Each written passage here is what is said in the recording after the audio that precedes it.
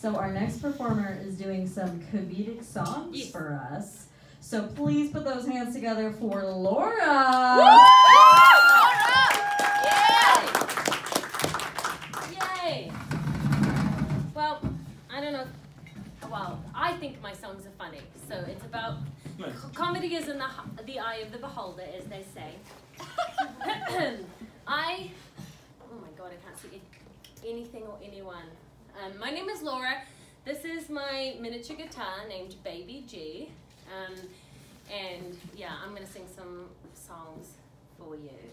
Woo! I'm going to ask for two things. One, the first being friendship and camaraderie.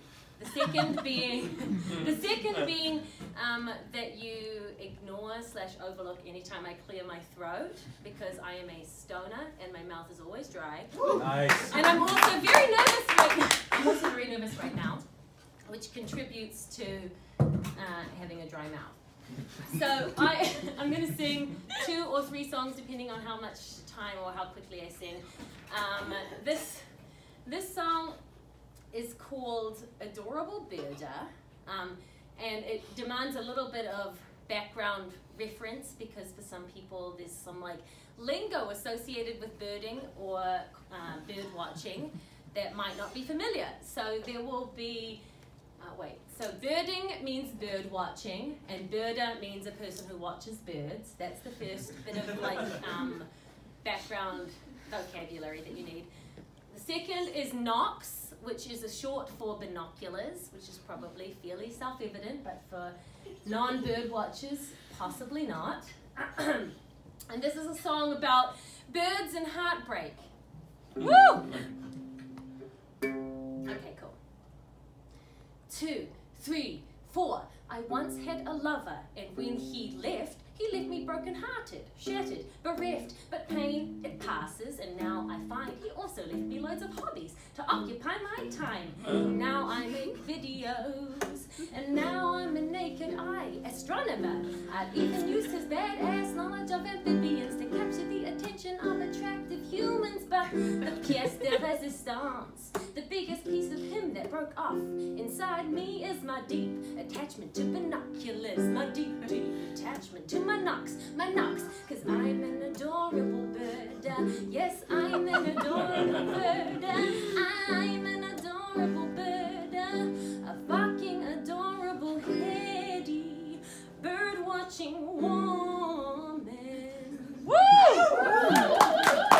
It's so easy to be an adorable bird, looking sweet and solitary, waiting in an estuary. It's so easy to be an adorable bird, alone in the forest with the warblers and the robins. It's so easy to be an adorable bird. Oh, don't mind me. I'm just hanging with this tui, and I'm sharing in the glory of the migratory from the mountains to the beaches.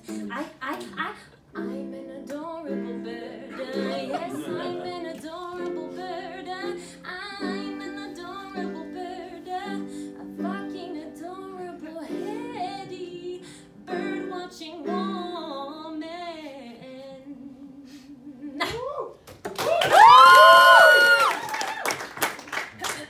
Now, I only use my knocks for good, you see, though good is subjective, quite obviously. And once or twice I might have broken them out to get a close-up of the builders working on my sister's house. And it's not unheard of to point at the sky and say, look at that hawk, what a glorious dive, while I fix my gaze on the river below and the fisherman who just bent over.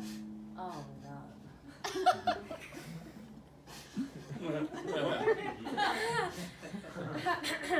Cause I'm an adorable bird.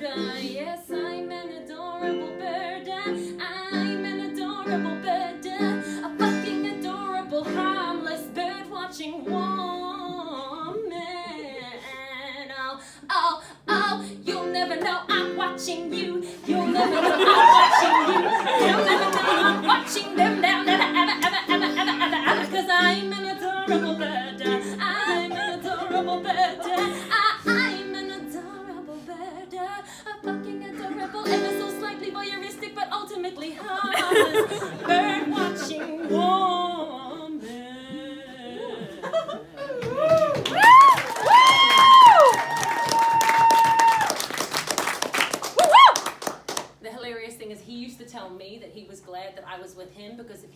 alone out there with just a pair of knocks, being a man, people might think he was a creep.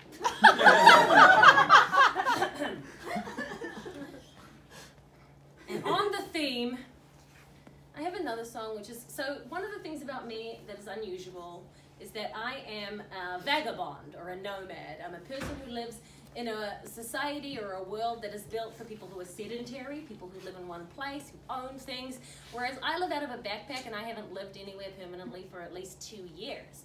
And it's a complicated kind of terrain to navigate in a lot of respects, but especially in the realm of romance and sex. I mean, how the fuck are you expected to find what you need sexually if you're a vagabond, right?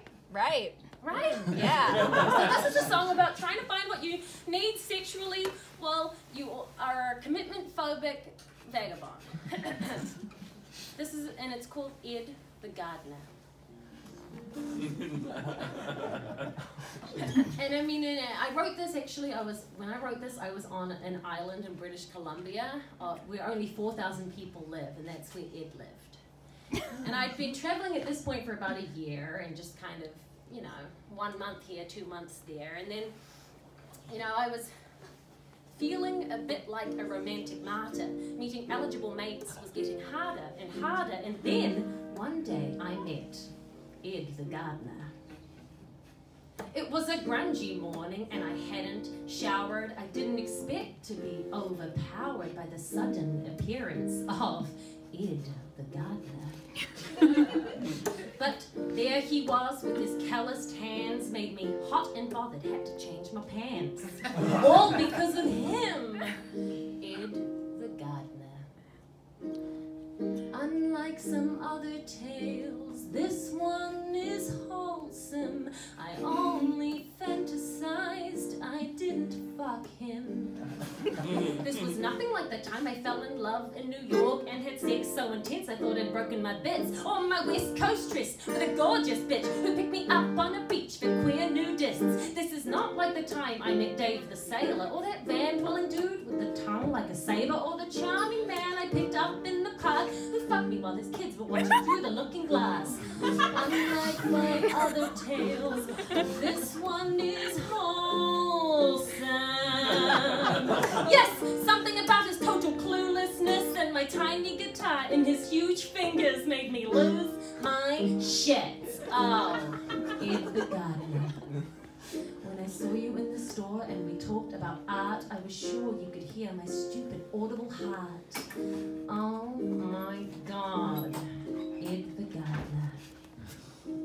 Unlike some other tales, this one is wholesome. I only fantasize, and I don't think there is any risk in singing such a song, because he didn't know my full name and I'm not that well known. So I'm not afraid to own how much I really wanted to bone.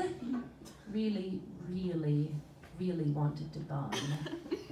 Ed the Gardener.